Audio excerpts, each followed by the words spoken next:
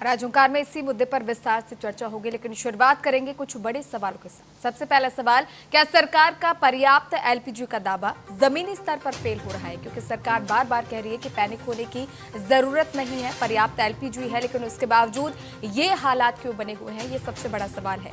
दूसरा बड़ा सवाल जो आज की चर्चा में बना रहेगा वो ये है कि पलायन को मजबूर कामगारों और मजदूरों के लिए सरकार का अब प्लान क्या है, किस तरह से उनको राहत दी जाएगी, सबसे बड़ा सवाल है। तीसरा बड़ा सवाल, औद्योगिक केंद्रों में कामगारों की कमी से उद्योगों और अर्थव्यवस्था पर कितना असर पड़ेगा, ये जानना सबसे जरूरी होगा। और इन्हीं सवालों के साथ चर्चा की शुरुआत करेंगे। कुछ खास मेहमान मेरे साथ इस चर्चा में जुड़ चुके हैं। हमारे साथ अश्विनी शाही जी जुड़े हुए हैं, बीजेपी के प्रवक्ता है, बहुत स्वागत है सर आपका। हमारे साथ स्वामीनाथ जायसवाल जी जुड़े हुए हैं, कांग्रेस के प्रवक्ता है, बहुत स्वागत है आपका स्वामी जी। साथ ही पीयूष पंत हमारे साथ जुड़े हुए हैं, वरिष्ठ पत्रकार हैं। पीयूष जी, बहुत स्वागत है आपका टीएनपी न्यूज़ पर। सबसे पहले अश्विनी जी, आपका ही रुख करूंगी। सरकार बार बार कह रही है कि घबराने की जरूरत नहीं है, डरने की जरूरत नहीं है, एलपीजी पर्याप्त है, पैनिक होने की जरूरत नहीं है, लेकिन जो तस्वीरें सामने आई है, जिस तरह से लोग बार बार कह रहे हैं कि उन्हें एलपीजी नहीं मिल रहा, सिलेंडर नहीं मिल रहा, और मिल भी रहा है तो दाम ऐसे है कि वो खरीद नहीं पा रहे। 4 से 5 हजार रुपए में अगर कोई सिलेंडर मिल रहा है तो कोई मजदूर या फिर आम आदमी की मैं बात करूं, कैसे खरीद पाएगा? सुनील जी, देखिए, भारत सरकार ने बार बार इस वैश्विक दिक्कत के समय जनता को आगाह किया है कि पैनिक बुकिंग से बचें। और ये प्रॉब्लम जो थी वो आई थी लगभग जो है 15-20-25 दिन पहले। ये दिक्कत थी, थोड़ी सप्लाई कम थी, लेकिन हिंदुस्तान में आपदा में लोग, विपक्षी दल भी अवसर उठाते हैं और किस तरीके से पैनिक करके लोगों ने वो किया। उत्तर प्रदेश में एक उदाहरण देखने को मिला कि समाजवादी पार्टी के नेता के यहां से हापुड़ में सैकड़ों सिलेंडर बरामद हुए, डीजल की क्राइसिस हुई। देवरिया में एक कांग्रेस के नेता के यहां से डीजल हजारों लीटर डीजल बरामद हुआ। कई घटनाएं ऐसी हुई कि इन लोगों ने ये काम किया और पैनिक फैला दिया चारों तरफ। अभी सरकार का आपने सुनाया पक्ष, तो सरकार बार बार कह रही है कि अपना हमने उत्पादन बढ़ा दिया, 40% हमारा इंडिया में उत्पादन बढ़ गया है, 80 टीएमटी आवश्यकता है, जिसमें 50 टीएमटी दैनिक उत्पादन हो रहा है हमारा। और जो गैप बच रहा है, हम 5 जहाज भी ले आए हैं अपने हॉर्मुज से निकाल कर एलपीजी के, वो भी हमारा वहां से पूरा हो रहा है। पहले बुकिंग 50 लाख सिलेंडर की होती थी, अब घटकर वो लगभग 45 से 47 लाख के बीच में रह गई है। 2100 से अधिक सरकारी छापे पड़े हैं, जिसमें 227 वितरकों पर कार्रवाई की गई है। 98% ऑनलाइन बुकिंग हो रही है। तो सरकार ने अपने स्तर पर जो काम करना था किया। और ये भीड़ जो दिख रही है, इसको भी नहीं झुठलाया जा सकता जी कि भाई इनको अगर कहीं दिक्कत है तभी तो ये जा रहे हैं। बिल्कुल बिल्कुल, मेरा सवाल यही था अश्विनी जी, क्योंकि आप जैसे कह रहे हैं कि 15-20 दिन पहले ऐसी सिचुएशन हुई थी, लेकिन अब हालात सामान्य हैं, तो ये तस्वीरें तो हाल की है, रविवार की तस्वीरें हैं। और करीब, जैसा कि उद्योग जगत में भी बताया जा रहा है, सूरत, केवल गुजरात की मैं बात करी, 2.5 लाख कामगार जो है वो लौट चुके हैं अपने गाँव।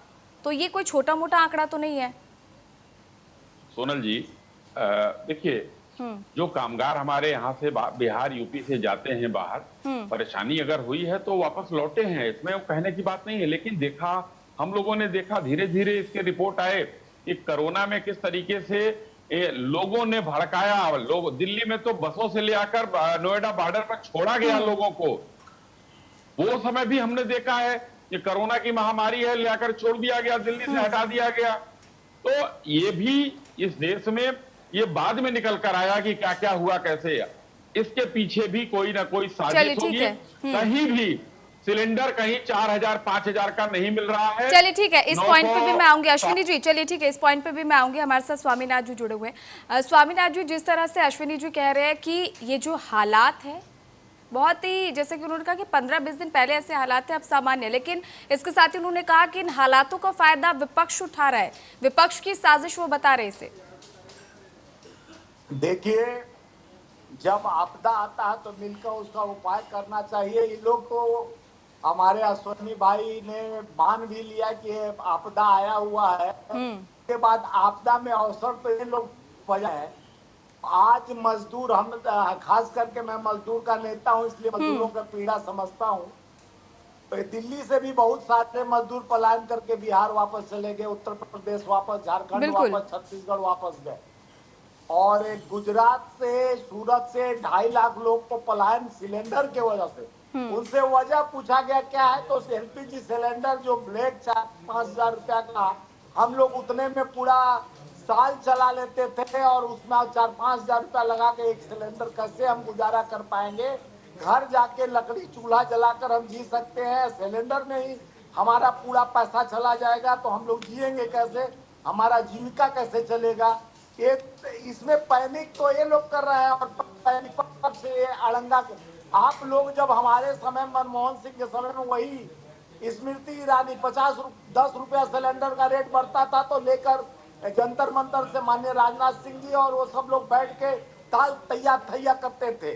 और 60 रुपया एलपीजी बढ़ा, 105 रुपया कमर्शियल बढ़ा। उसके बाद वो भुक्तभोगी मैं हूँ, मैं भी, मेरे सिलेंडर खत्म हो गए। 1 महीने बाद जाके सिलेंडर किसी तरह इतना दबाव देने के बाद हमारा 10 दिन पहले ऑनलाइन बुकिंग हो गया, उसके बाद तो पर्ची आ जाने के बाद भी सिलेंडर नहीं मिला था। और आम जनता, आम गरीब और मजदूर के साथ कैसे शोषण हो रहा है। किसी को शौक नहीं लगा है जो रोजी रोटी के लिए अपना घर छोड़ के गुजरात में और पलायन हो रहा है, तो भूखमरी का शिकार न होने पाए।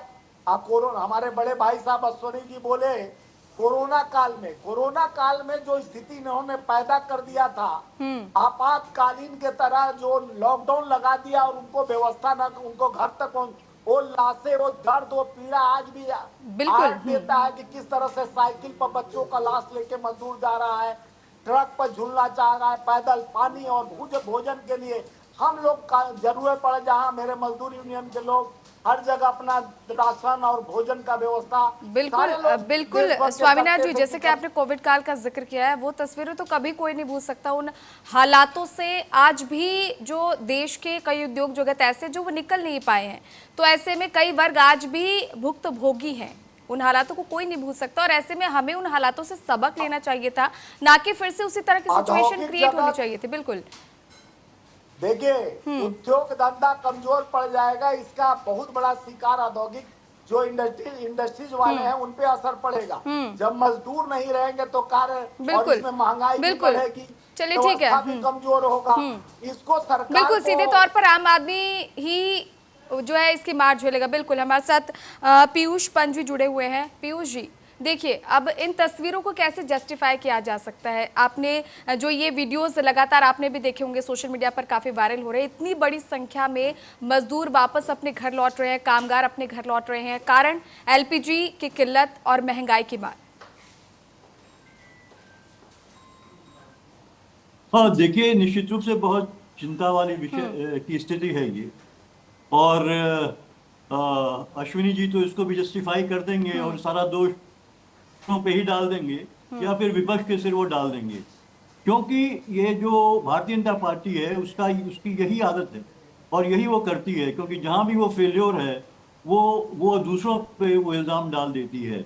देखिए, ये संकट गहरा रहा था, गहराने वाला था, ये सारी आशंका दिख रही थी जब ये युद्ध आप कह लीजिए जो ईरान और इजराइल और अमेरिका के साथ का जो हुआ युद्ध शुरुआत हुई थी, तभी से ये लग रहा था कि संकट गहराएगा। लेकिन सरकार तब चेती नहीं।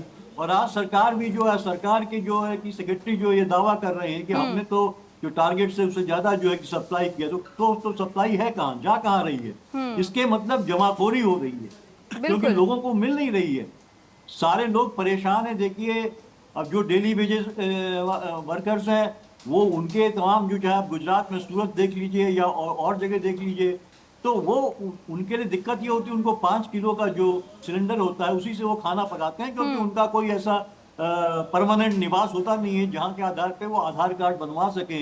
तो वो 5 किलो का ही जो खरीद के उसी से गैस भरवाते हैं और अपना खाने का रसोई चलाते हैं। वो सारे लोग परेशान हैं और सब जा रहे हैं। और देखिए, यहाँ पे होना तो ये चाहिए था कि अगर फैक्ट्री बंद भी हो रही है तो जो फैक्ट्री के मालिक हैं, उनका मैनेजमेंट है, उनको कम से कम जो है इन मजदूरों को जो उनके लिए अपना श्रम देते हैं, जी किस तरह से एक व्यवस्था करनी चाहिए थी ताकि कुछ दिन वो अपना भोजन पानी का इंतजाम कर सके, वो चला सके जीवन, और फिर धीरे धीरे उनको कोई भी दिक्कत हो, उनको भेजना भी हो तो एक ऑर्गेनाइज्ड वे में उनको मदद करते हुए उसको भेज सकते हैं। आप देखिए क्या हालात है। बिल्कुल। सबसे बड़ी बात तो वो वीडियो देखिए जो सर्कुलेट हो रहा है, वो जो युवक कह रहा है कि बहुत डरावना है अब वो तो हम वीडियो, लौट के बिल्कुल नहीं पीयूष जी, आएंगे वो दोस्त, वीडियो काफी डरावना है लौट के क्योंकि हम नहीं आएंगे दोस्त। बिल्कुल ये वो सेंटिमेंट है जो दिखा रहा है क्या हालात हैं, कितने बिल्कुल परेशान रोते हैं। हुए लोग जा और रहे हैं, कोई रेलवे जो स्टेशन पे प्रशासन ऐसी कोई भीड़ व्यवस्था है नहीं कर रहा कि है। भगदड़ जैसे हालात है, लोग कह रहे हैं कि हम लौट के नहीं आएंगे। काफी विचलित करने वाले वीडियोस है। अश्विनी जी क्या कहेंगे, क्योंकि देखिए सरकार को पहले से पता था, क्योंकि वॉर लंबे समय से चल रही है, पहले से पता था कि हालात खराब होंगे, कोई ठोस तैयारी क्यों नहीं की गई, कोई पहले से प्लान क्यों नहीं बनाया गया ऐसा कि इतनी बड़ी संख्या में लोग इस तरह से परेशान हो रहे हैं। कोमल जी देखिए, हाँ। हर व्यक्ति बड़े प्यार से पूछ लेता है कि सरकार ने ऐसा नहीं किया, और पत्रकार जी हमारे वरिष्ठ हैं, पंत साहब आज के पत्रकार नहीं हैं, लेकिन इन्होंने भी कह दिया कि उप सरकार को सरकार तो क्या मतलब, आप कह रहे सरकार खाना की बनाती। जिम्मेदारी नहीं है। कोमल जी। नहीं कोमल जी, मैंने ये नहीं कहा बीच में बोलेंगी तो अर्थ का नहीं, अनर्थ मैं होगा, कोमल जी। आपको आपने पूछा कि नहीं जवाब सुनिए सरकार से पूरा। जी जी बोलिए नहीं, नहीं, बोलिए पूरा जवाब सुनिए। बोलिए आपका बोलिए सवाल जो अश्विनी आपने कर जी, लिया, बोलिए उसका जवाब अश्विनी जी, सुनिए, फिर सवाल बिल्कुल करिए। अश्विनी जी जी जी आज देश में 34 करोड़ गैस के कनेक्शन हैं, और आज दिक्कत है क्योंकि युद्ध चल रहा है। मैंने पहले ही बताया कि हमने 50% हिंदुस्तान की सरकार ने बढ़ाया। क्या ये सरकार का कदम नहीं है? और मैं कह रहा हूं, चाहे हमारे कांग्रेस के भाई हैं जायसवाल जी, चाहे पंत जी, पता नहीं आपने देखा होगा नहीं देखा होगा, हमने देखा है, इन लोगों ने देखा है, जब 12 करोड़ 10 करोड़ गैस के कनेक्शन थे देश में, तब हम लोग जब छात्र जीवन में ले जाकर सुबह से शाम तक माता पिता भेजते थे, जी एक बार पर्ची कटवाइए, फिर गैस की लाइन, उसकी लाइन में आइए, फिर दूसरी लाइन में आइए, और शाम तक जब वहां पहुंचते गैस खत्म। हमने वो भी दिन देखा है, और हिंदुस्तान में वो भी दिन देखा है, 1 सेकंड फोन करिए, लोगों के यहाँ से गैस आधे घंटे में पहुंच जाती थी। आप स्वयं बताइए, पत्रकारिता छोड़ के एक आम भारतीय की तरह, इस युद्ध शुरू होने के पहले आपके घर में अगर गैस सिलेंडर आता था तो 1 घंटे के अंदर पहुंचता या नहीं पहुंचता था? तो ये सरकारी व्यवस्था थी कि 34 करोड़ कनेक्शन के बाद भी ये व्यवस्थाएं लागू थी। लेकिन ये जो चीजें पैनिक बुकिंग हुई, हमारे अभी हम जो है पंत जी की बातों से एकदम सहमत हैं कि कालाबाजारी है। यही समाजवादी और कांग्रेसी नेताओं के यहाँ से सिलेंडर उत्तर प्रदेश में बरामद हुए हैं, ये कालाबाजारी है, जेल भी गए हैं लोग, वितरकों को जेल भेजा गया उत्तर प्रदेश में। तो मैं ये नहीं कहता, लेकिन इसकी जो मैं देखिए, आज जब वैश्विक महामारी की बात आ जाए, वैश्विक युद्ध की बात आ जाए जी, उस समय तो कोई युद्ध की बात नहीं थी। रेणुका चौधरी का बयान नहीं स्वामी जी सुने थे, स्वामीनाथ जायसवाल जी, रेणुका चौधरी का जो जाओ जाओ तुम नहीं खरीद सकते हो 900 रुपए का सिलेंडर, तो कहाँ है, मत खरीदो, तुम गरीब हो नहीं खरीद सकते हो। तो अब ये बताइए, वो बयान तो आज नहीं दे रहा कोई। कपिल सिब्बल जी से प्याज का दाम का पूछ नहीं। लिया गया था जी, उन्होंने कहा कि ये जाकर हम नहीं तय करेंगे, जाकर आप चलिए, पूछिए ठीक है। दूसरे से। आज सरकार पूरी व्यवस्था कर रही है कोमल जी, भ्रम की स्थिति में नहीं रहने दूंगा। सरकार, हाँ, ये जो पैनिक स्थिति है ये नहीं होनी चाहिए, इसमें किसका चलिए किसकी ठीक है साजिश स्वामीनाथ है, जी, इसकी चलिए जांच ठीक है, होगी चलिए तो ठीक है पता अश्विनी जी, चलेगा। लौटूंगा आपको।